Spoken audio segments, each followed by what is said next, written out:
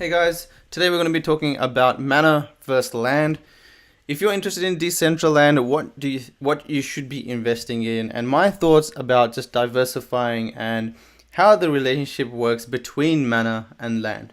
Now, I personally like to keep more of my investment in the mana token itself. I have about 340,000 on this wallet. I've got another 250,000 amongst my Binance wallet and another kind of mobile wallet that I use. So it's a good 550,000 mana kind of stored.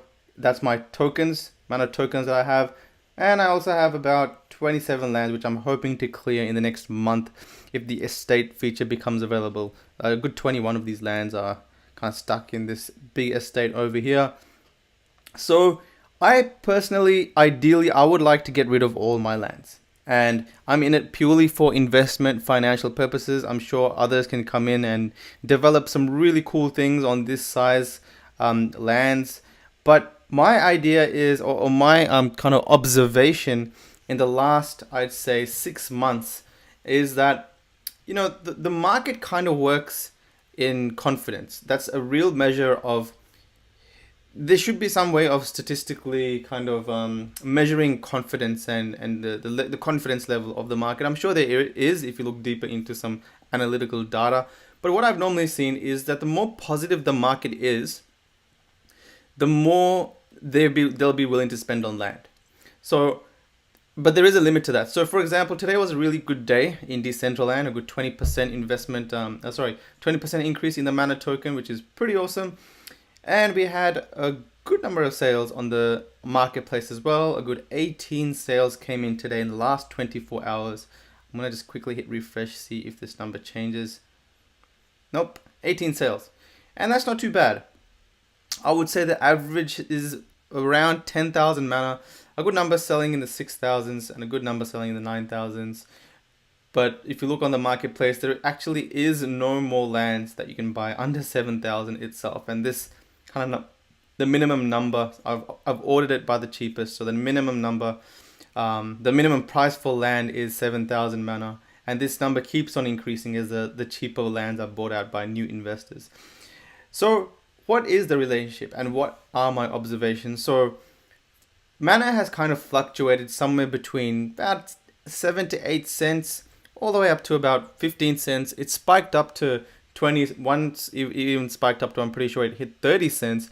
But we're not really going to take those numbers into account because it didn't stay there for long.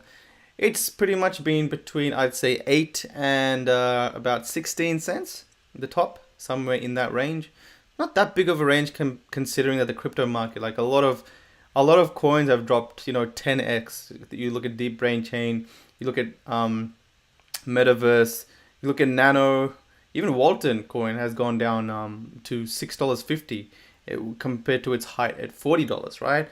That's almost a 10 times decrease. So there's a lot of coins that have done really, kind of dipped really low. And although I love all those coins, they have showed that they kind of go down when Bitcoin goes down. But Decentraland has, although it has gone down when Bitcoin has plummeted, but there's a use case for the mana token. And the use case for the mana token currently is to buy land. And it's also a way of investing in the whole Decentraland project, right? Just like you're investing in Neo or any other projects, you're investing in the activities of the project. If you're investing in the mana token, you're also investing in the Decentraland project. So the Decentraland tokens, they have, last time when there was an auction, I can't remember the exact numbers, but there was like tens of millions of tokens that were burnt because that was their number of mana that people kind of staked when buying their lands, right? The first auction, I don't know, about 25 to 30,000 lands was sold, and a good 10 plus million mana was burnt just from that event. So that obviously increased the value of the mana token. And there's more activities. So in-game, in the currency, there's going to be used for the mana token. And as the market recovers, as you can see today, it's gone up 20%, just mana itself. Whereas BTC's gone about maybe 7 to 10%. It's increased in value. What's happened is mana has just reacted similar to all the other altcoins. It also has gone up. You can see the altcoins have all kind of seen a really good day, 23% on this page. But the question is that if you need money, right, as it comes down to liquidity. If you need money just to pay the bills or to go on a holiday or whatever expenses you may have, and you own, say, 80% of your portfolio in land, and you're waiting for the price of land to increase, yes, it might increase. But the thing is, like, if you need land, you need that money, right? So you'll be willing to put your land up on the marketplace for cheaper than what you expected it to sell, because it hasn't sold yet and you can't really wait any longer and you need that money. So what are you going to do? You're going to dip the price, 5,000, 10,000 mana cheaper than what you listed it for originally, because you want to sell it ASAP, right? Now, just if you're in that position, there's many people in the rest of the world also in that position at any given time. That's why you're always going to see lands that are kind of thrown in under the cheapest price. The cheapest price right now is 7,000 mana. If I want to sell my land ASAP, then I'm going to be like, oh, look, I really need to sell this land ASAP. The cheapest, say I've got a land that's kind of in no man's land, I'm going to list it for about 5,900 mana, because I know someone's going to gobble it up in about 2 minutes. Not even 2 minutes, probably like 20 seconds. And I need that money, so I can't really wait for plus or minus, a couple of $100. I need that money now, today, and that's what I'm going to do. The question is liquidity. If you have your tokens or your money in the mana token, then you can kind of liquidate whenever you want. You can sell it just on the exchange, just like any other coin. And you're not gonna have to sell it much cheaper than the exchange rate, right? So what I think is going to happen is, as the mana token increases, right?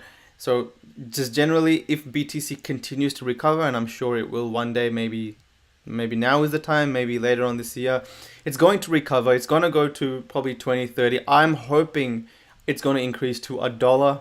My goal in all of Decentraland is to get 1 million plus mana tokens and just hold on to it and keep increasing that stack. Hopefully Decentraland is a sick project. I love it. I reckon it's going to go up to $1. Even if it doesn't, it goes to about 40 cents, 50 cents, 60 cents.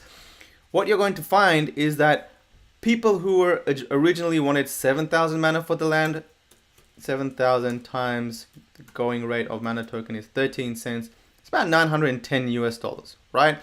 But if this token goes to, say, 50 cents, then you'll have to dish out $3,500 in fiat value to buy the cheapest land. That might happen, but if you need money, you need fiat, then you don't need to sell it for 7,000 mana anymore. You might be happy selling it for 3,000 mana.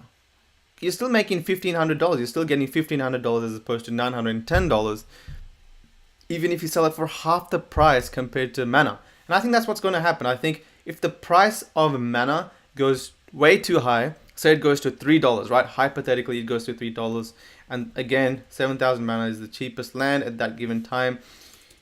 $3, $21,000, right? If you need money right now and you have, like, say 30 lands, you're going to be happy to sell it for whatever, 2,000 mana to get a quick sale. You're going to cash out $6,000. You can go on a holiday. You can buy a second-hand car. You can do a lot with that.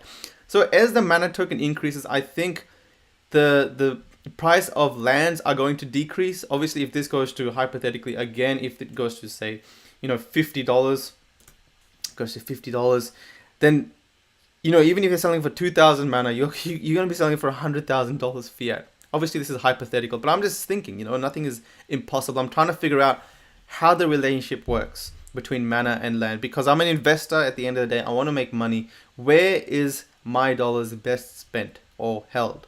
You might be even wanting to sell it for 500 mana or even 100 mana, $5,000. Because at the end of the day, right, people need money. So you might be in a position to hold it for the next 10 years, but other people, they need that money to live. They need to pay tomorrow's rent, or they're going to get kicked out of their house. Their husband, their wife is nagging them. They want to get some fiat. And a lot of people have a lot of money invested in crypto. I have a lot of my portfolio, just general net worth, invested in crypto. So unfortunately, when I need fiat, I kind of struggle, and it's a hard battle for me to withdraw it out of my crypto, just like probably everyone else. But I've got to do it if I need to do it, right? So I think that's an interesting dynamic to research and think about. There's another thing that plays a part in all this, and that's the level of confidence the market has at any given time. So again, say Mana does increase to $1 and Bitcoin increases to $10,000 plus and Ethereum increases to $1,000 plus, then people are going to be willing to spend more on other cryptos and other projects because they feel rich, right?